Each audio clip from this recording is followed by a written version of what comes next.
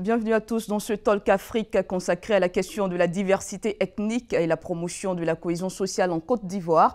Et pour en parler, j'ai le plaisir de recevoir Yobo Nampé Clotaire, chef du village adjoint d'Abobo Baoulé. Merci d'être avec nous, honorable. Merci. Avec nous également sur ce plateau Alou Kwame René, professeur titulaire d'histoire à l'université Félix Houphouët-Boigny de Cocody, spécialiste des peuples à Caen. Merci d'avoir répondu à notre invitation. C'est avec joie.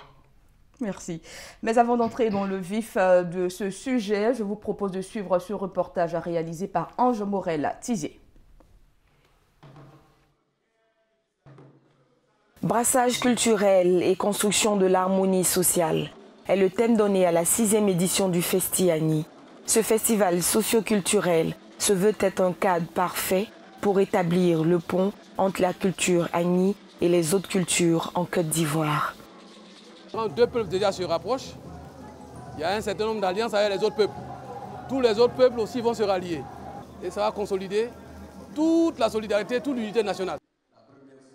Pour les organisateurs, ce qui est essentiel après la parenthèse douloureuse qu'a connue les Ivoiriens, c'est comment renforcer la cohésion sociale et œuvrer à la consolidation de la paix par la contribution de tous les citoyens en vue d'un développement durable et accru. Cela ne peut s'obtenir que par la culture. Si nous entendions entre nous, Ivoiriens, si nous avions tiré les richesses de la diversité culturelle qui était la nôtre, on ne serait pas allé plus loin. Et puis d'ailleurs, notre bataille en interne, nous ne sommes pas allés plus loin. Parce que dans chaque famille, vous retrouverez quelqu'un qui est marié quelque part. C'est la réalité de la Côte d'Ivoire. C'est la réalité. Et c'est ça qui fait la beauté de ce pays. Le patrimoine culturel ivoirien est riche et varié. Cette diversité, la Côte d'Ivoire la doit à la multiplicité des peuples qui cohabitent sur son sol. Ce brassage culturel est soutenu par des systèmes d'alliance qui consolident l'amour et la tolérance entre les ethnies. Développer la culture dans vos régions, vous trouverez plus vite la paix s'il y a des antécédents. Et s'il y a des antécédents, il n'y a qu'à par ce brassage culturel, ce mariage d'amour, cette effectivité de la présence de chacun d'entre nous, quelle que soit son ethnie, de danser, de vivre une ambiance et de vivre une ambiance sereine. Ce brassage culturel peut permettre d'apaiser les tensions. Parce que c'est vrai qu'on a 60 ethnies, mais on forme un. Les populations ont pu découvrir les richesses culturelles des peuples, retourner aux sources et puiser dans les différents terroirs du pays pour connaître les liens susceptibles de faire avancer la Côte d'Ivoire et de faire de la soixantaine d'ethnies qu'elle dispose un atout pour la cohésion sociale.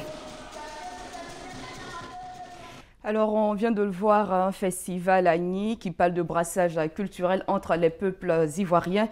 Alors, quel est l'état des lieux de la cohésion sociale en Côte d'Ivoire 7 ans après la crise post-électorale qu'a traversé le pays? Honorable. Sur toute l'étendue de la Côte d'Ivoire, je ne pourrais pas vous dire le tout, mais pour ce que je sais concernant Abobo Baoulé où je vis, avec toute une panoplie de peuples, ce brassage, cette réalité de cohésion sociale ne peut pas être occultée. Vous avez à Abobo Baoulé pratiquement toute la Côte d'Ivoire qui s'y retrouve. Vous avez des gens qui viennent du nord, des gens qui viennent de l'est, de l'ouest, d'un peu partout, et même ceux qui ne sont pas ivoiriens, qui vivent à Abobo Baoulé. Là, Abobo Baoulé lui-même ne compte que peut-être 5000 âmes, mais dans le recensement qui a été fait dernièrement, nous nous retrouvons à 20 000. Les autres 15 000, c'est bien la Côte d'Ivoire qui se retrouve là. Et c'est une réalité. D'ailleurs, cela nous a été très bénéfique pendant la crise. Ça nous a été très bénéfique pendant la crise, en ce sens que, malgré tous les bruits, tout ce qui se passait, les rumeurs qu'il faut ajouter, qu'Abobo Baoulé serait attaqué, Abobo Baoulé n'a pas connu cela, en ce sens que ceux qui habitent à Abobo Baoulé savaient l'enjeu et se sont démarqués de cette situation. Il faut se dire que le village, dans sa position actuelle, a accueilli des frères qui viennent du Nord. Aujourd'hui, si l'on ne vous dit pas qu'ils sont du Nord, vous ne saurez pas. Ils sont intégrés, véritablement intégrés, ils participent à tout au village. Et c'est, je dirais, les mauvaises langues qui vous diront, celui-ci vient de telle région. Mais trouver quelqu'un à Abobo Baoulé, voir la personne vivre à Bobaoulé, vous ne vous rendez pas compte, vous penserez que c'est un seul peuple. Vous trouverez des Atiers, des Agnis, des Baoulés, des Abés, un brassage culturel qui a bien réussi à Bobaoulé. Évidemment. Alors, professeur, quel bilan faites-vous 7 ans après la crise post-électorale qu'a connue la Côte d'Ivoire au niveau de la cohésion sociale? Moi, je pense que pour poser le problème de la cohésion, il faut savoir que cette cohésion, d'abord, prend sa source dans l'histoire.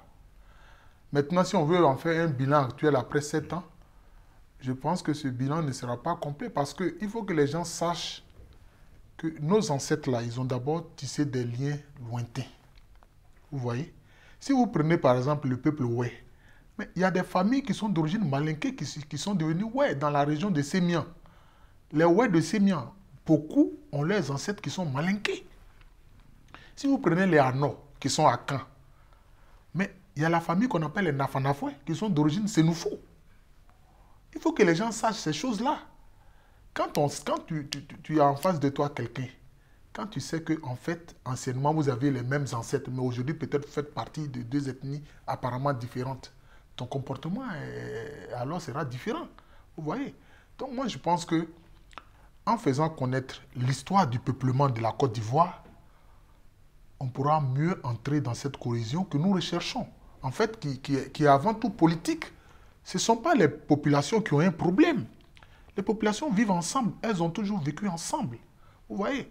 Il y a même un proverbe chez les Nzema, notamment qu'on trouve à Bassam et dans la région de Tiapoum, qui dit « Quand quelqu'un, un étranger, a vécu longtemps dans une localité, il n'est plus étranger, on l'appelle Kromeni. » Vous voyez? Parce que l'étranger, on l'appelle Evle. Mais une fois qu'il a duré dans le village, on l'appelle Kromeni. Donc, c'est-à-dire qu'il est devenu un homme du village. Évidemment. Donc ça, c'est des choses que nos populations savent. Mais je pense que le problème, ce sont les leaders politiques.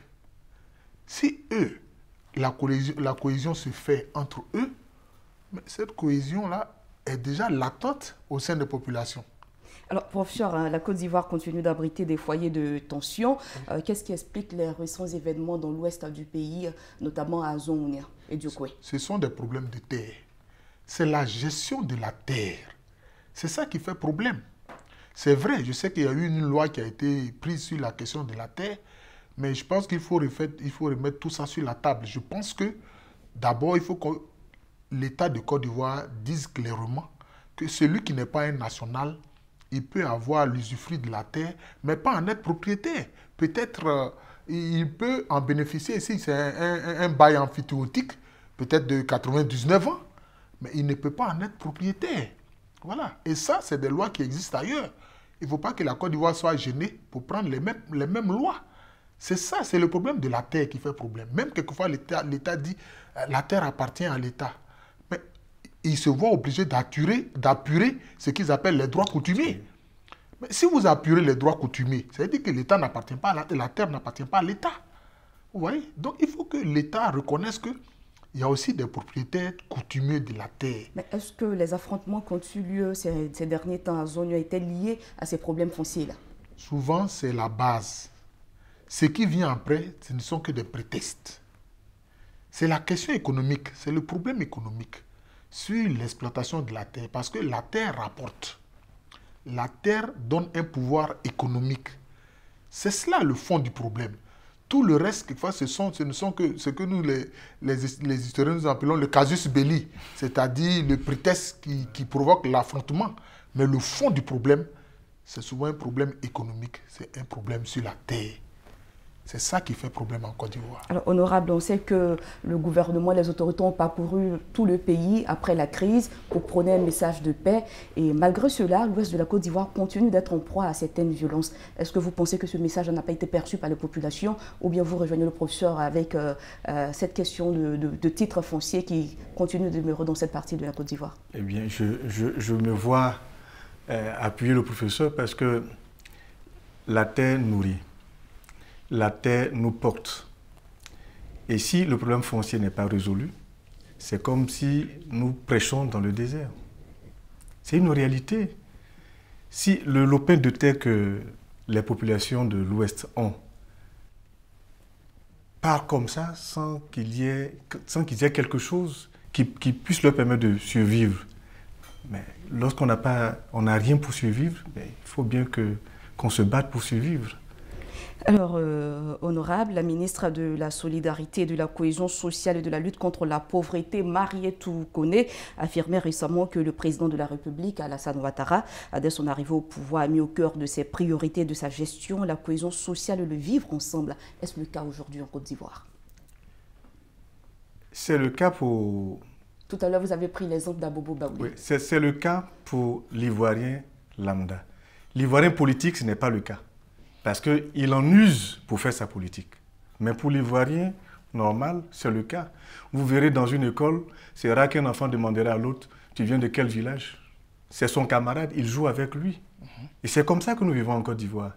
Donc c'est bien, tout ce que le président a dit, c'est bien. Tous ces mots que nous disons, c'est bien. Mais il ne faudrait pas que le politique fasse autre chose avec. Donc selon vous, c'est un problème politique? C'est un problème politique. C'est un problème politique. C'est un problème d'intérêt personnel, je dirais.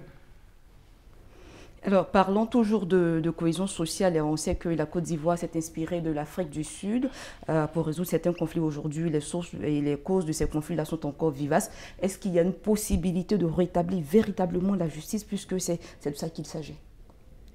Oui, c'est possible de rétablir la justice. Ce ne serait pas facile, Comment? mais c'est possible.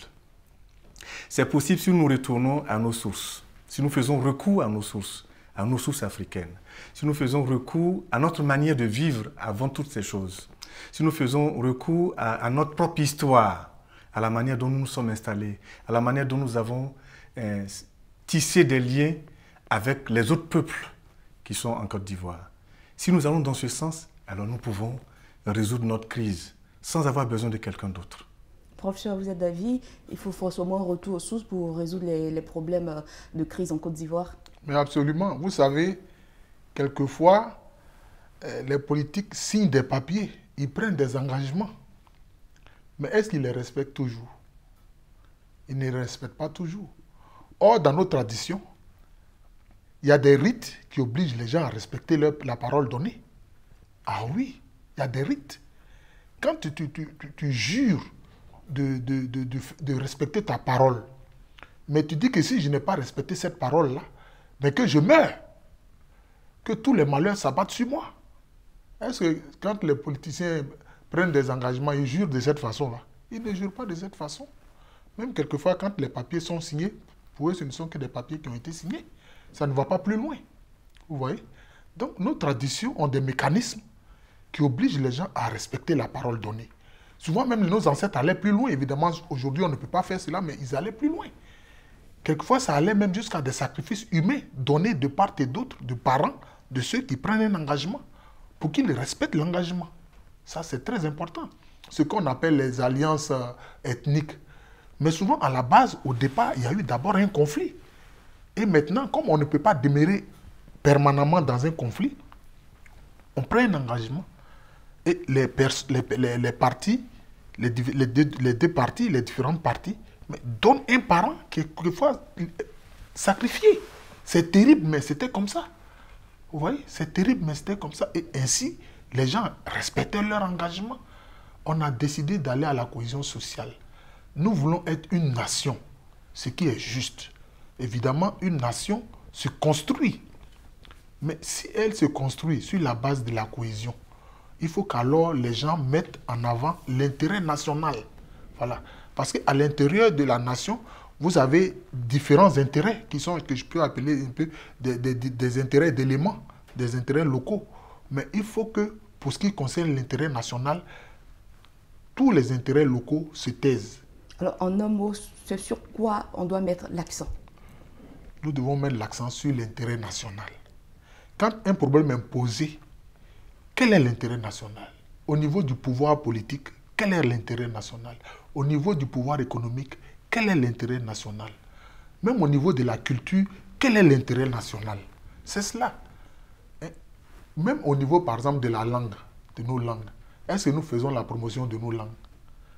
La langue française est très belle. Moi, j'aime parler français. Mais est-ce que nos langues font l'objet d'enseignement? Moi, je disais qu'il faut que dans chaque région, si par exemple on a un pays Kroumen, les enfants qui se trouvent, mais qu'ils apprennent Kroumen. Si on est un pays Tchembara, c'est une fois Tchembara de la région de Korogo, les enfants qui s'y trouvent, si moi mon enfant s'y trouve, bien que je sois un mélange de Wotile, d'Agni et de Zema, mais mon enfant va apprendre Sénoufo, Tchembara. Et les manuels existent. Ah oui, qu'on ne vienne pas. Les manuels existent. L'Institut de linguistique appliquée a fait un travail fantastique. Les manuels existent. Puis toutes les langues en Côte d'Ivoire, les manuels existent. Donc, il suffit de les utiliser. Mais ça demande aussi de la volonté politique. Sans la volonté politique, on ne peut rien faire. À un retour aux sources. Ah oui, absolument. Alors, honorable, je me tourne vers vous. On ne saurait parler de règlement de conflit sans associer la tradition. Mais comment, selon vous, peut-on associer la Chambre des rois et chefs traditionnels de Côte d'Ivoire, qui a bien évidemment un rôle à jouer dans ce processus-là?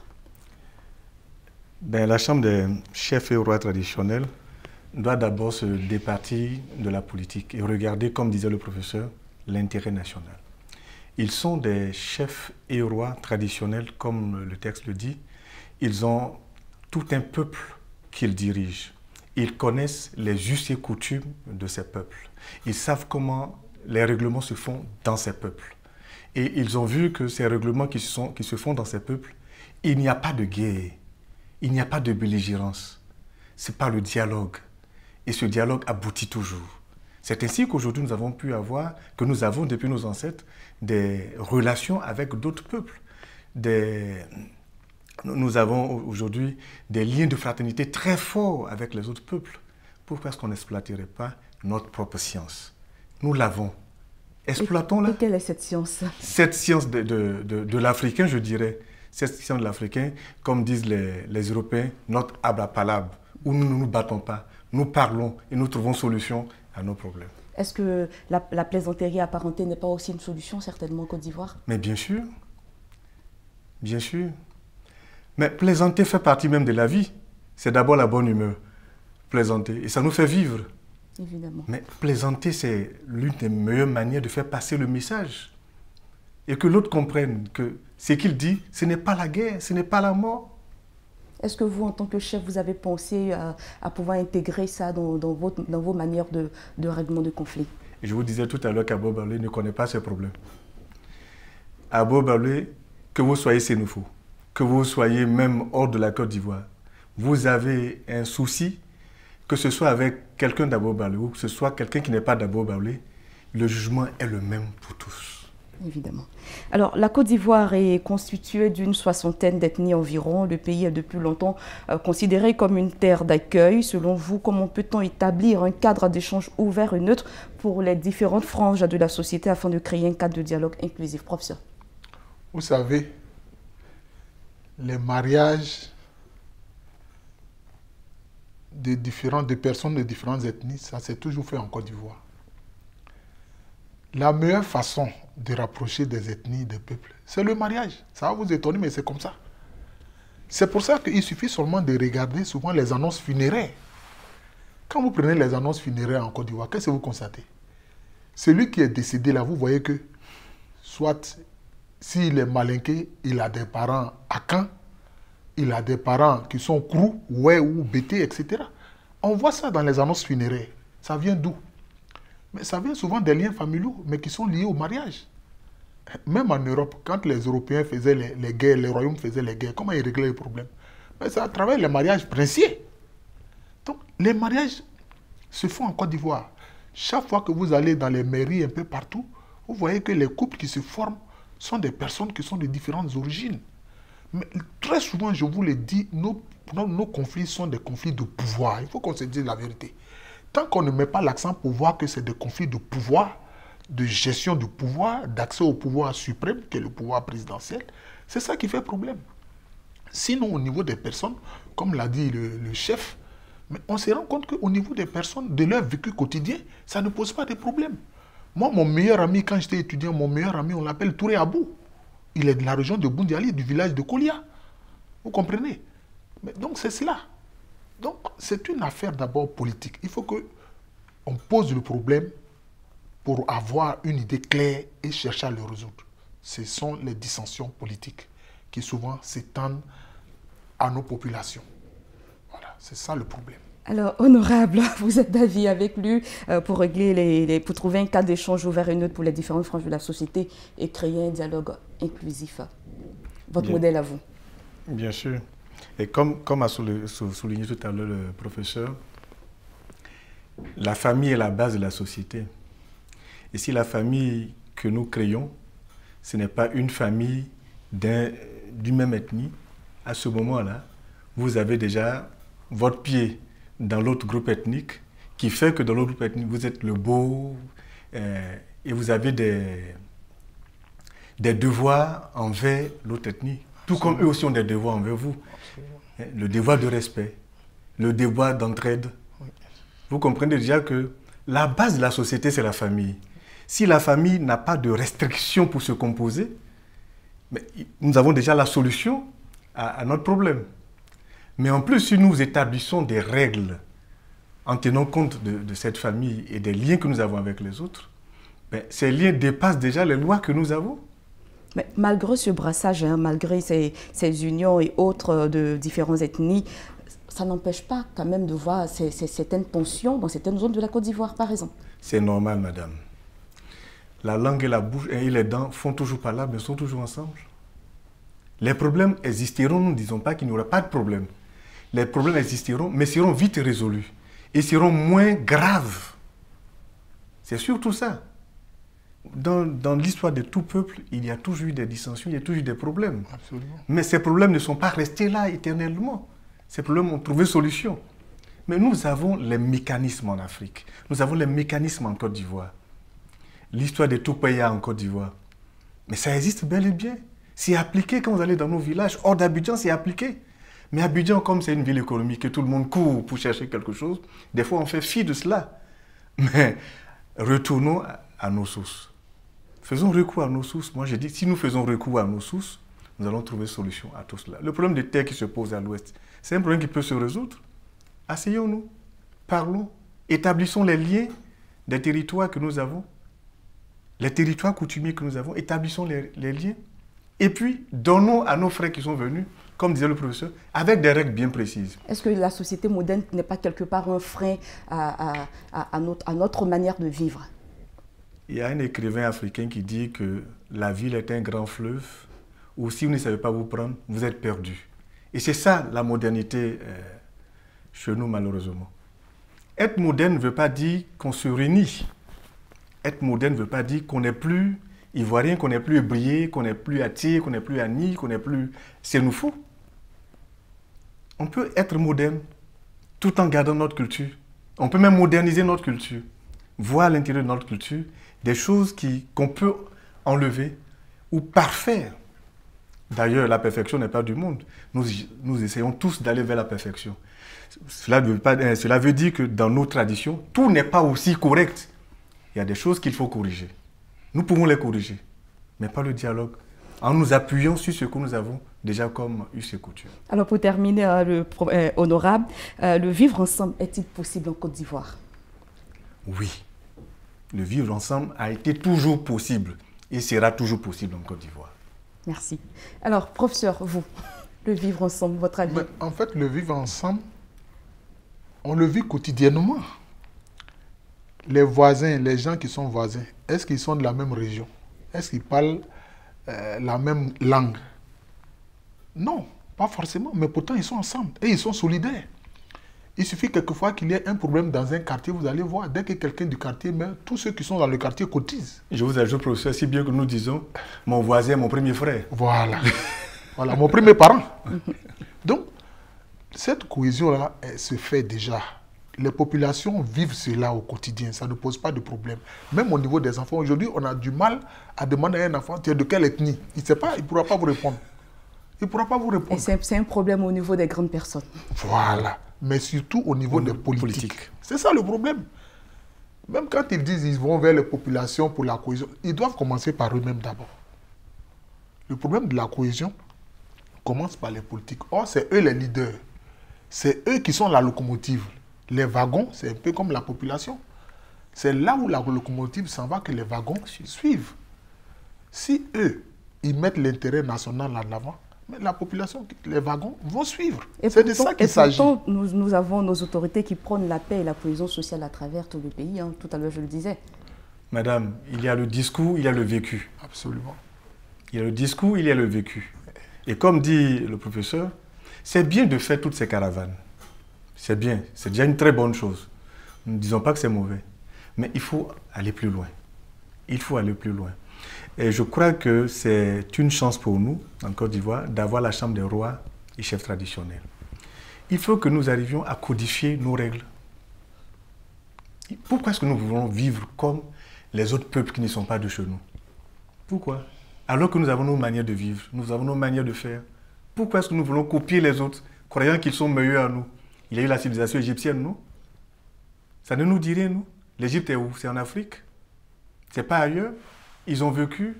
Aujourd'hui, les grands mathématiciens, les grands urbanistes cherchent encore comment avoir le calcul pour construire une pyramide. Mais c'est en Afrique. Pourquoi on va chercher ailleurs? Et ça sera votre dernier mot? Mon dernier mot, je demande à nos autorités d'aller plus loin. Comme disent les magistrats, allons dans le fond du problème. Regardons le fond. Et dans le fond, regardons sans état d'âme. Nous trouverons la solution à notre problème. Merci, honorable. Alors, professeur, votre dernier mot rapidement. Mon dernier mot, ce sera une proposition. Vous savez, en Afrique, c'est tous les groupes ethniques et les systèmes de gestion du pouvoir qui ont été mis en place. Tout le monde participe à la gestion du pouvoir. Il n'y a pas des gens qui sont exclus de la gestion du pouvoir. Il faut qu'on mette en place un système qui fait en sorte que tous les pouvoirs, tous les groupements politiques, tous les partis politiques participent à la gestion du pouvoir. Malheureusement, c'est quand il y a crise qu'on met en place un gouvernement d'union nationale ou un gouvernement de transition. Non, il faut que cela soit prévu déjà dans la Constitution. Merci, professeur. Voilà. Merci. Merci à tous deux d'avoir répondu à notre invitation. Je le rappelle, nous étions en compagnie de Yobo Nampé Clotaire, chef du village adjoint d'Abobo Baoulé. Merci d'être venu sur ce plateau. Également, nous avions le professeur titulaire Alou Kwame René, professeur d'histoire à l'université Félix Houphouët-Boigny de Cocody. Merci à tous deux d'être venus pour ce débat. Et voilà, c'est la fin de ce Talk Afrique consacré à la cohésion sociale en Côte d'Ivoire. Merci à tous de l'avoir suivi. Agréable suite de programme sur nos antennes.